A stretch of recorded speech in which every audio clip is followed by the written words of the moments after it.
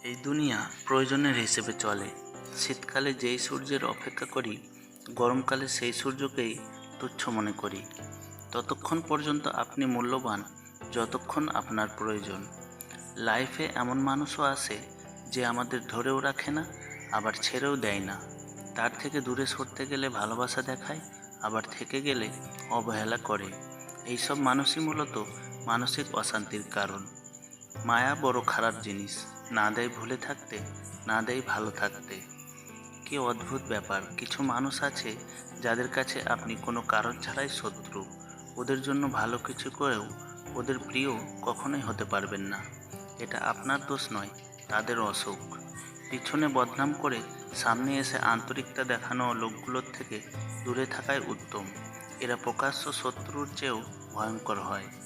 চোখ পৃথিবীর সব কিছু দেখতে পায়, কিন্তু যখন চোখের মধ্যে কিছু ঢোকে তখন দেখতে পায় না।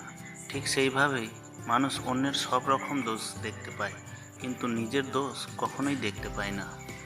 আপনাকে ডুবিয়ে দেওয়ার জন্য সমাজে এমন কিছু লোক বসে আছে যাদের হয়তো আপনিই সাঁতার শিখিয়েছিলেন। তাকে বন্ধু বানিও না যে তোমার দোষ মনে রাখে আর গুণ ভুলে যায়।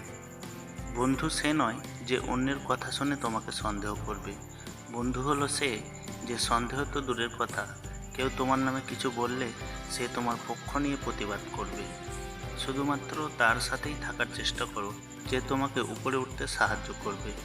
কঠিন এই পৃথিবী, মিথ্যা কথা বললে সবাই বিশ্বাস করে, কিন্তু সত্যি কথা বললে প্রমাণ খোঁজে।